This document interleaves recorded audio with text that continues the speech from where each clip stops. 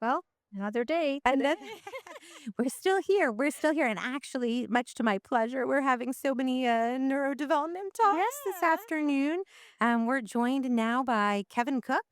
And Kevin, you're coming to us from Children's National. Children's National, like your colleague Mhm. who just stepped out of the studio. And as a follow up to our discussion on an MRI tracking brain growth, you're going to talk to us about premature birth's impact on functional brain development and long term neurodevelopment.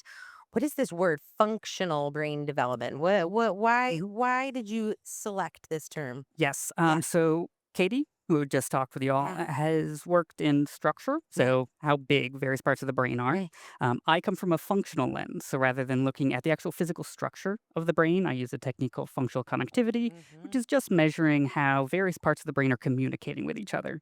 So here we're not capturing structure, but we're looking at actual brain function and how it's behaving, and trying to look at, are there differences in the way various parts of the brain are communicating with each other, and is that associated with risk later on?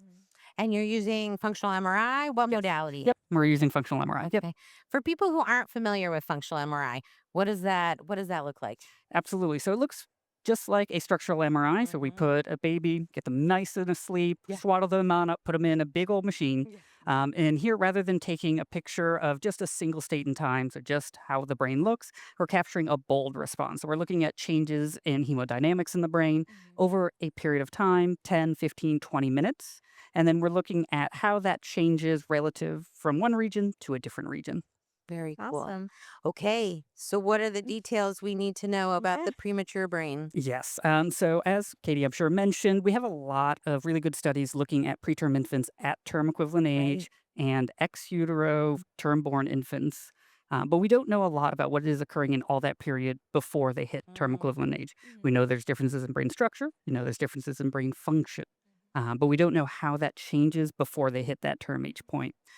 So we, as an institute, the Developing Brain Institute, have pioneered fetal MRI as well, which allows us to do comparisons in a really tight age-locked way, rather than looking after everything happens in the NICU and saying, "Is there a difference now?" We can Mm. look at changes in real time throughout the preterm period. Broadly, we do see that there are differences between in utero fetuses and preterm infants across prematurity. Their connectome looks more mature, broadly stated. So there's a lot more connections. There are a lot stronger connections. So there's more regions talking to each other in ex utero In preterms. ex utero. Yes, Okay. compared to fetuses. Mm. So their brains look more mature. Something about being born, being in that NICU environment seems to ramp up that development Mhm. compared to those in utero fetuses.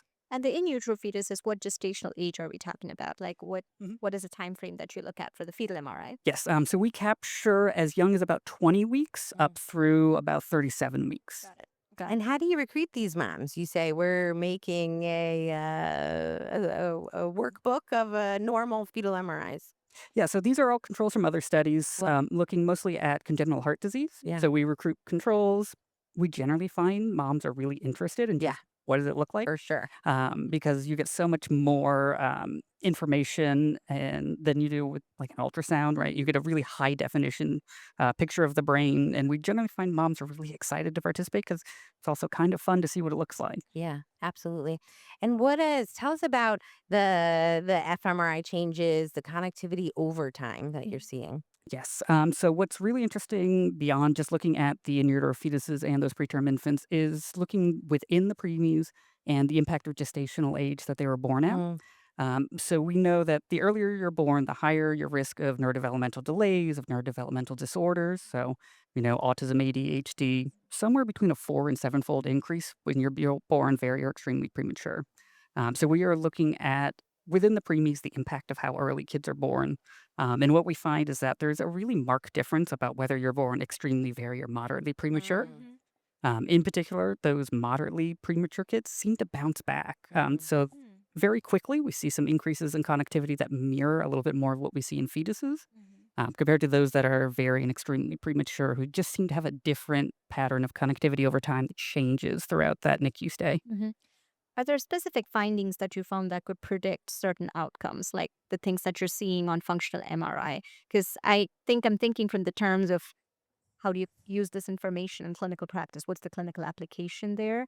Um, What have you found? Yes, so that is our next step. So these kids are staying with us for the long term. So we have 18-month follow-ups on most of them. We're about halfway through our 36-month follow-ups. So a period of time when we think preemies are going to have a good amount of catch up. And so we're really hoping to look at functional development, actual behavior at 36 months, risk for neurodevelopmental disorders, developmental delays, and see if we can really predict those long-term issues. Because there are those kids that bounce back, right? We may see differences in functional connectivity earlier on, and they just bounce back throughout early life. And there are those kids who are going to have a little bit more trouble. So that's our hope, is to try to predict who are those that are going to have a little bit more trouble, need that extra support, and who might just be okay, just living their lives. In light of all the collaboration that we've been talking about, I know your colleague had just mentioned about structural changes that you see. Mm, Forgive me if this is a very simple question, but are there correlation between the structural changes that she is seeing and the functional changes that you're seeing in the sense, like in terms of region, in terms of like outcomes based on age or like gestational age? Yes, so that is our hope. The next step before we even get to long term is to Jumping ahead, I is to think. marry the two, because we're working at different resolutions. So I am working at individual gyri and locations rather than broadly total brain volume, white matter, gray matter. So the hope is that we can take that structure down a little bit and look more at predefined regions that are a little bit smaller in nature. But we need to lay this groundwork first before we can start jumping to the next steps. Yeah. No, fantastic work. I think what's really exciting, I mean, functional MRI is so impressive when you get to see it in Mm. action. And I think that's something that gets missed, even amongst neonatal healthcare professionals. Certainly, our ability to explain it to parents is like this brain, unlike older children, unlike adults, is literally like growing and connecting itself with us in the NICU. Every single day, it's making new connections. And we have this opportunity to, again, why are we reducing the trauma we're doing to babies so they don't make these yucky connections? And now we're doing this neuropromotive work, neuro rehabilitative work. How can we make positive connections? How can we strengthen things that are really valuable for babies?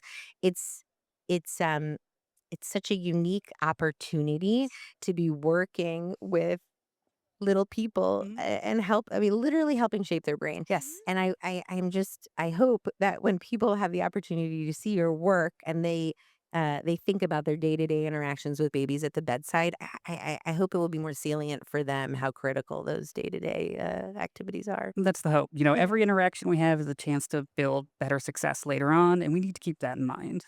I love that. I That's love that amazing. so much. My last question for you is and maybe you don't have this granularity of data, but were there any clinical findings, sepsis, neck, BVD, ROP, that predicted changes in the fMRI? Yeah, so we are working with our healthiest babies right now Mm, because we need to know what's going on before sure. we add in that clinical Yeah. complexity. So all of these kids are without major brain injury, without major infection. They're not So you currently got a nice ventilated. little cohort there, don't you? Yeah. Yeah, good for you guys. All right. Well, fine. You did too good of a job taking care of those babies that you don't even us to It's look at. amazing. Okay, but you'll let us know then as you're moving into the Absolutely. sicker populations. This is really exciting work. Thank you. We're looking forward to your papers as they come out. Yeah. Thank you both. This has Thank been a you. pleasure. Likewise. Thank you.